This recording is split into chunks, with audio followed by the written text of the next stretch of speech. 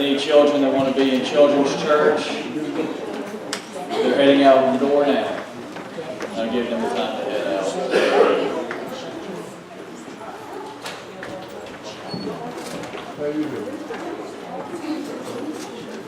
That's a good sight to see, ain't it? In the church, that's a good sight to see. That's what it's all about. So as we continue on through our series in the fruit of the Spirit, we come to the week that is probably going to be the most difficult week for me, as well as a lot of people, because of the topic. And if you've been going through the series with us, you know that this week's message will be on patience. I hear giggles amongst the crowd already, so I know how this one is going to go. I'm not a patient person. I'll be honest with you. Patience is a virtue. I wouldn't say that I necessarily lack, but it's certainly something that I need to improve on. There are fruits that some people bear very easily.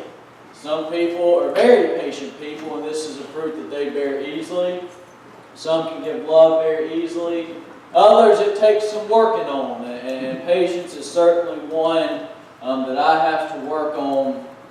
So this message is for me. You know, when I prepare my messages, I try to preach to myself more than anybody else, because I know I need to hear it just as much as anybody. I think too that having issues with patience is a generational thing due to the technology that we have these days. If you know how to work technology, you know that you can get anything and everything that you want right at your fingertips.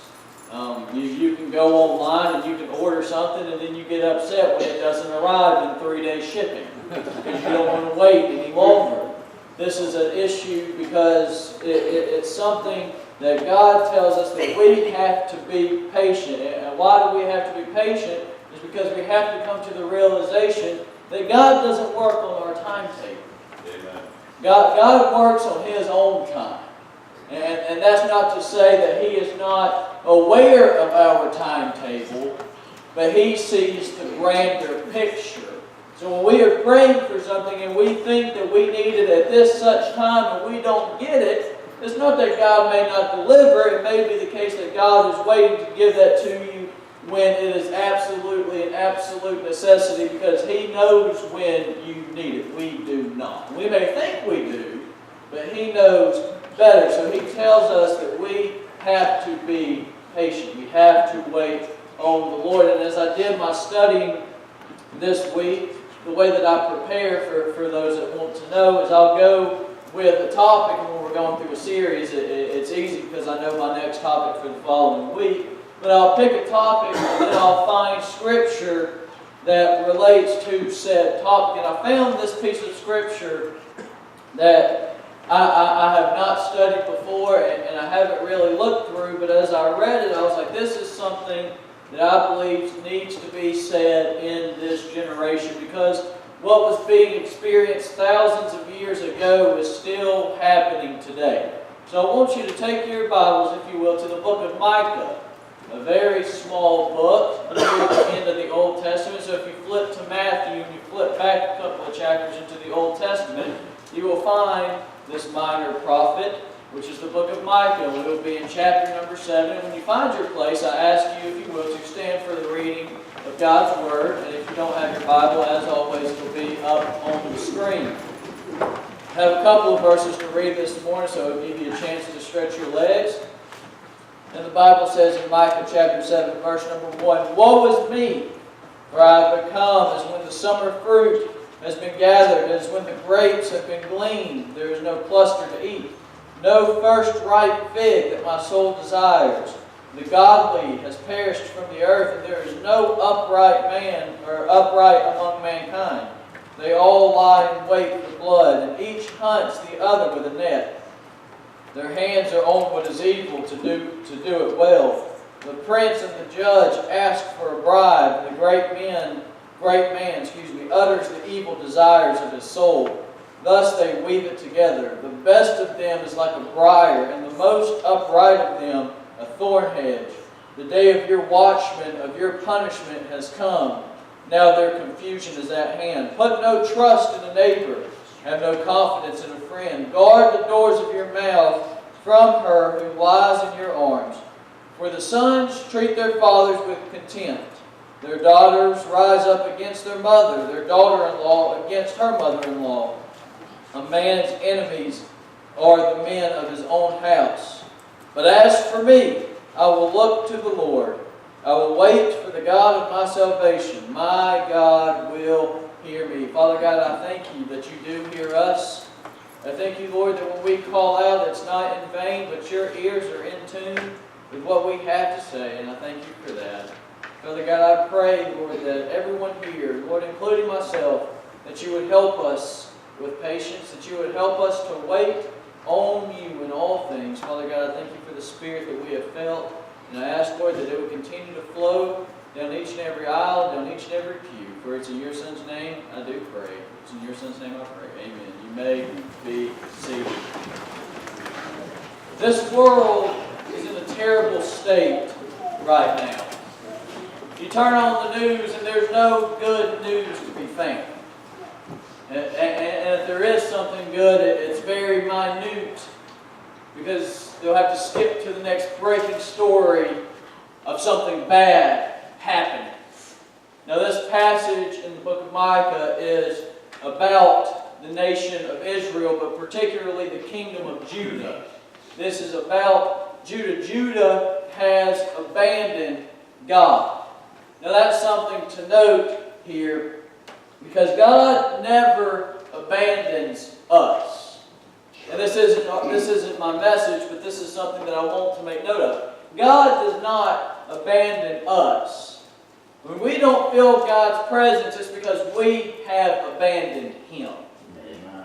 We have turned our backs on Him, and this is what Judah has done. Judah has turned their backs on God, and God has decided to leave them to their own devices until they decide to come back to Him.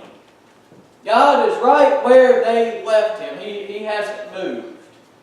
The nation of Judah has wandered off, and God is patiently waiting for them to come back to Him. Now I want to say something, and this is my heart. Because if God is not in something, I don't want a part of it. If God is not in it, then you can count me out. That includes the bad and the good.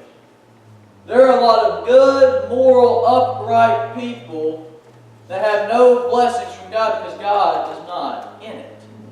There are a lot of people that do a lot of good works and that do a lot of good things, but they don't have Jesus. And God doesn't honor that. So I want to say this morning, even if our intentions are well, I encourage you to wait to be sure, is that something God truly wants you to be a part of? And I'll dive into that a little bit later. But what Micah is experiencing right here in this chapter is something completely different. The Bible says that there are no good intentions. In fact, the whole nation has gone and turned towards evil. He says in verse number 2 that all the godly have perished. Boy, it seems like that, doesn't it, in today's time? It seems like all the godly have perished. And then you jump down to verse number 4, and he says the best that the world has to offer is a briar. Is a briar. And I don't know, we all live in the South, we've all been in the brook, in the woods. You know what a briar can do to your leg. It tears it up. You get caught in the thorn bush and you know it instantly. I thought some people would nod their heads to that. I guess I'm the only one that's been caught in a briar patch. So somebody thought would nod their head. But it says that the worst, or the best of these people is a briar. And the greatest is a thorn bush. Now this is some illustration right here. Mike is not mixing words. He's saying these are some very bad people. Because I don't want to associate with the thorn bush. And here's something else to think on as you read this, and it says the best of these is a thorn bush. You know, in today's time, the best we have may be a rose. A rose is a beautiful flower. But you know just as well as I do, you mess with a rose the wrong way, and you're going to have a thorn up your thumb in a heartbeat. So I encourage you this morning, and I warn you, be careful who you associate with. Because they may look as pretty as a rose, but you start to associate with them, and you get to know truly who they are. They've got some thorns that are lying beneath them.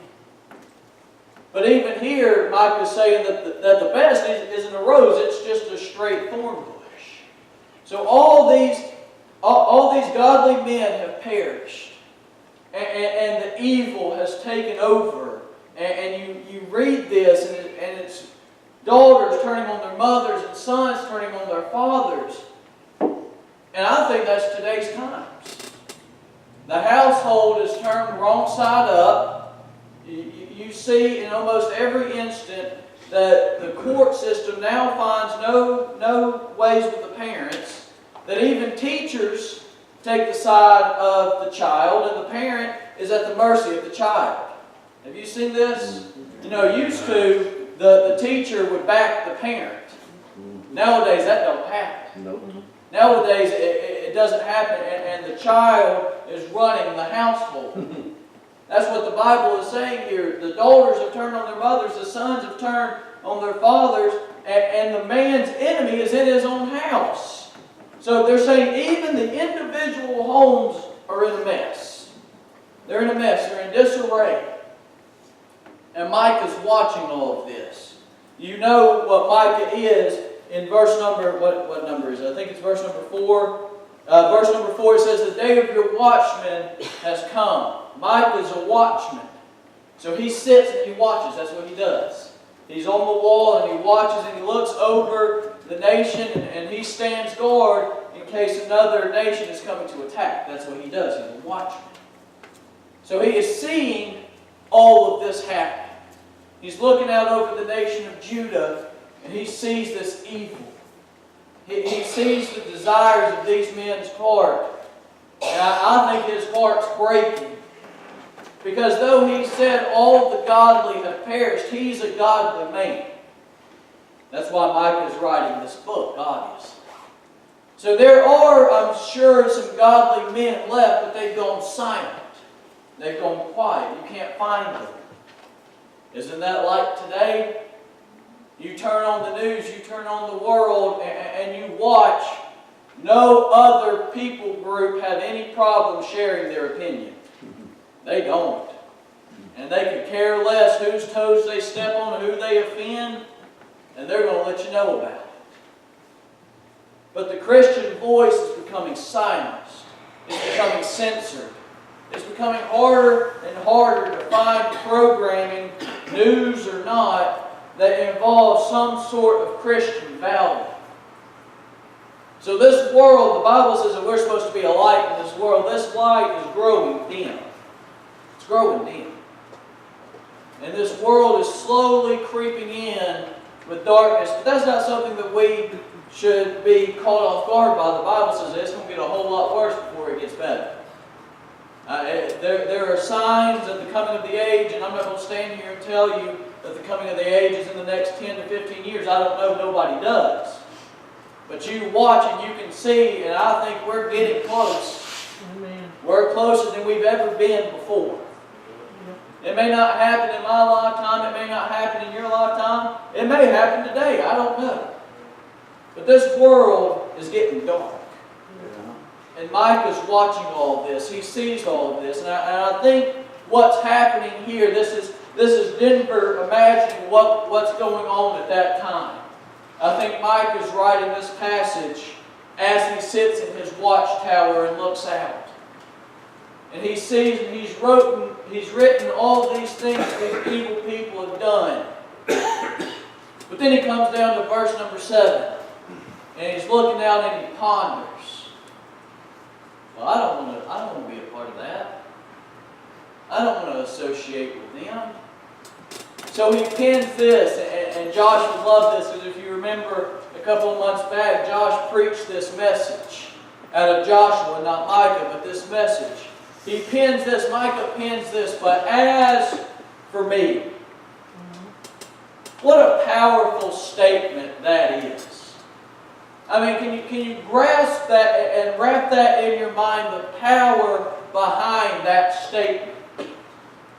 We can forget, not forget, but we can look just at those 4 words. But as for me, and I can preach a whole message on that.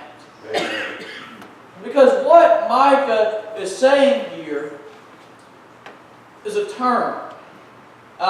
You got to pay attention when there's a but in the Bible. And here's a big one at that. He's looking out and he sees the evil. He sees the darkness. He says, but. There's a twist. But as for me. See, that's personal. He's making it real. He's turning it home. He's questioning himself. He's challenging himself. Can I truly make that statement? Is that truly something that I live by? When I see the evil, when I see the darkness in this world, can I add a but statement? And he does. He says, but as for me, I don't need more. But as for me, I'm going to look to God. Amen. That's what he says. Read verse number 7 again. He says, but as for me, I will look to the Lord. He says, this whole world is looking anywhere else and everywhere else but to Him. You see that. You know that. Yes. You can turn on the news and you can figure that out for yourself. Amen. This world's looking high and low, far and wide, but they're not looking in the right place. Micah says, but as for me, I know who to look for. As for me, I know who to look to. I know where the answer lies. And I'm going to look to Him. Amen. But then it gets better. Here's the crux right here. Here it comes, right at the spearhead. He said, I will wait for God. I'll wait for Him. You know what He's saying? He's saying, even as this world gets darker and darker and darker, I'm going to wait for Him. I'm going to wait for Him to deliver me. I'm going to wait for Him to tell me where to go. Because it may just be the case that God tells me, Micah, I need you to stay here and show these people the light. That's why I said there are people with good intentions in their heart, but God's not telling them to do it, and they're scratching their head wondering why God isn't moving. You know, there are people, and I'll be honest with you, I've never felt the call to overseas missions. I'll support it, I'll donate, I'll do everything. We've got a group coming, I think from Cambodia in a couple of weeks. I believe they're missionaries in Cambodia, somewhere over in Africa, I believe. They're coming in a couple of weeks, and they'll share all the experiences that they had. But it could be, if it was up to me and I had good intentions and I went overseas, it may not be the case that I see any fruit because God's not in it, because that's not where God has called me to be. God has called me right here to White, Georgia, to Wofford's Crossroads, and that's where I want to stay. Good intentions, bad intentions or not, you know, every intention that we have has an outcome. Good, bad, ugly. It has an outcome. And I'm here to tell you, good intentions without God is not going to lead to good results. That's right. In the end of the day, you may see a little bit up front, hey, this is good, but in the end, it's going to come crashing down if God's not in it. Because God's not going to bless it. So what Micah is saying here, he's seeing the darkness, he's seeing the evil. We see the darkness, we see the evil in 2017. You can't tell me that this is just a book of history. You can't tell me that. No. You can't tell me that this is some ancient book that you can just blow the dust off of and read it as a textbook and that's really cool. No, this book's still relevant today in 2017. That's right. And this passage right here proves it. Amen. Because we see the exact same situation in 2017 as Micah saw thousands upon thousands of years ago. He's saying, but as for me, I'm going to look to the Lord. But as for me, I'm going to wait for Him. I'm not going to get caught up in this world. Listen, you may lose friends over this. You might hurt some feelings because of this. Listen, I know it. I'm a senior in college. Kennesaw State, public institution. 35,000 students enrolled in the third largest university in the state of Georgia. I see it on a daily basis. And I've got some friends that do some stuff and they'll say, you know, Denver, come. I don't want to part of it. I don't want to be in it. I'm not going to condone you for doing it. I'm not going to look down on you for doing it. And I'm not going to name names. They may watch this later, so I'm not going to name any names. But they'll do this, and I'm going to say, I don't want to be part of it. Why? Because I'm waiting for God to tell me what to do. Amen. I'm not going to jump to my own conclusions. I'm not going to run off to my own devices. Because when I run off to my own devices and I run off to do my own thing, I'm going to fail miserably. Amen. That's what happens. You leave decisions up to us, we're going to make the wrong ones 95, 98% of the time. 2% we may get it right, maybe. And that's a loose 2%. But 98% of the time, if God ain't in it, we're messing it up. That's right. So as a Christian, as a church body, as a workforce, as a team, we are a family. Listen, if you're grafted, the Bible says that we are grafted into the tree. If you're a Christian, into the tree of life, which is God. If you belong in that tree, and you're one of the branches in that tree, then we're family. We're brothers and sisters. And I'm here to tell you, we are not against one another. We're working on the same side, I hope, and I pray. I hope that we're moving in the same direction, and that direction is seeing souls come to know Jesus before it's eternally too late. That's right. Well, Denver, you said I'm supposed to wait on the Lord. I ain't heard that. I ain't heard Him tell me to do that, so I'm going to wait until He does. He told you in the Gospels what to do. Amen. That's right. You read Acts, you read the end of Matthew. He says, I need you to go. You have heard. That's right. You have heard. And let me tell you, that's not a suggestion, that's a command. That's right. That's right. That's a command. Jesus didn't look at His disciples and say, if you want to, you can go. If you feel like it, you can go. If it's raining, you ain't got to go. That's all right. You can take the rainy days off. Or if it's 100 degrees with 98% humidity like it is in Georgia, you can take the day off. You can just relax. Imagine telling your employer that, hey, it's too hot for me to work. I ain't doing that. Fired on the spot, probably for some. Some of you are out here, yeah. You're absolutely right. I know. No, I'm right.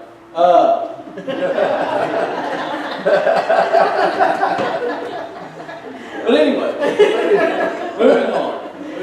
Oh, that's good. That's not a suggestion from God. So we have heard what He wants us to do. He wants us to go. He wants us to tell others about Him. But where the waiting game comes into play, where patience becomes a key, is saying, all right, God, I know you want me to go. I know you want me to tell. But where are you going to place me? Where do you want me to be, God? Do you want me to stay here? Do you want me to move? Do you want me to go overseas? Where do you want me to go? We're supposed to share Jesus with everybody. But He's called individuals to certain places, and that's your place of ministry. It may be simply that God's got you at the job that you're at right now because He wants you to share the gospel right there. That's where He's called you. It may be the case that you travel a lot. You've got a job where you travel. And God says, there's your great opportunity. You can go all over the country, all over the state, and you can tell people about Jesus. Or it may be the case that you meet somebody at Walmart. And that's your place of mission. That's your mark. That's where you tell somebody about Jesus. But listen, I encourage you to wait on Him. As a church, I encourage us to wait on Him. Listen, I am 1,000% behind finishing that basement. I am. That was one of the first things when I came to Wofford's. I walked in there and I see it, and I had a vision. High school, middle school, youngins running around down in the basement. Amen. What a place of missions that we can have. Amen. But I'm here to tell you, church, if God ain't in it, it ain't going to happen. That's right. If it's left up to us and we move without God, I'll put it this way. I'll make it hit a little bit close to home, and some people will curl their toes when I say this. If we act selfish, excuse me. If we act selfish, it's not going to happen. If we act on the I statement, it's not going to happen. Well, I want this, and I desire this. I've got one question for you. Is that what God wants? Is that what God wants? Why? I didn't ask you why. I didn't ask you I asked you if God's in it. Because if God's in it, then I'm on board. But if He ain't, you can count me out. Amen. I'm going to step away. So I encourage you, every decision, even the minute ones, God's even in the minute details. Some say He ain't, I say He is. He's in the minute details of life. Even the minute decisions, I encourage you, include God. As cliche as it is, what would Jesus do? God, let me wait on you. Let me move when you move. Let me go when you go. When you stop, that's where I'm going to stop. That's where I'll plant my roots. And when God, when you get going again, would you give me the strength, would you give me the courage to go with you? Now that's a big challenge right there. God may be pushing you to go. He may be saying the time of waiting's over. It's time to take action. But it's up to you to go with it. It's up to you to get on board with what God is doing in this church, what God is doing in your life, what God is doing at your place of work, what God is doing in Bartow County, wherever it is. It's up to you to jump on board. It's up to you. It's your decision. It's not your husband's decision for the wife. It's not the wife's decision for their husband. It's a personal decision, just like following Jesus. If you choose to follow Jesus, then follow Him. Simple as that. You put your faith and trust in Him for salvation.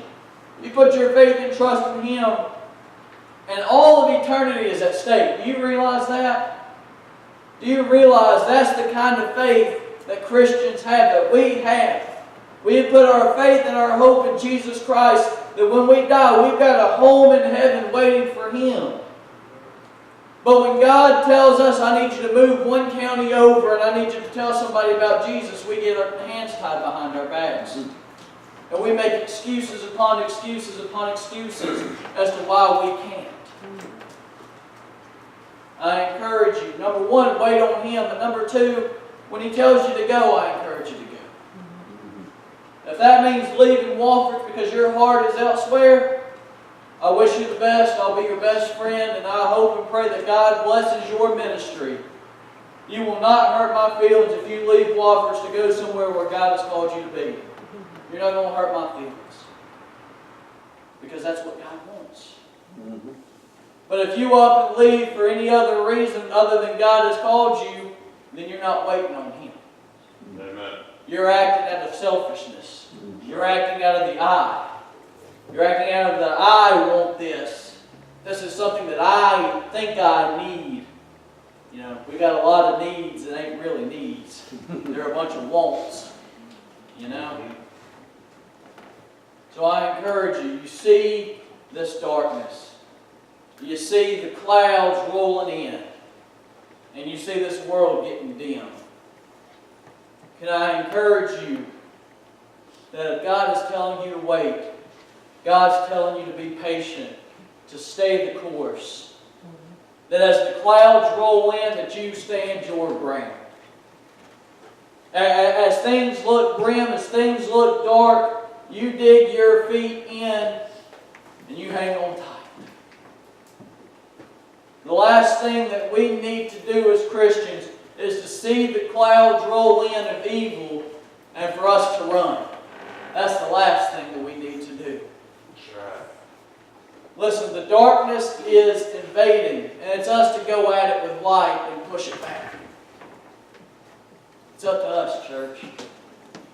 We have to hold firm. Why? Micah answers that question at the bottom of verse number 7, because my God will hear me. Amen. That's incredible. That is something that you can take heart in, that God does hear you. When you've been praying and you feel like God ain't answering, be patient. An answer's on the way. When God doesn't answer a prayer the way that you thought He was supposed to, be patient, wait for Him. He's on the way. He hears you. He's there with you. Listen, the hardest times to wait are in the midst of personal struggles. That's the hardest time to wait.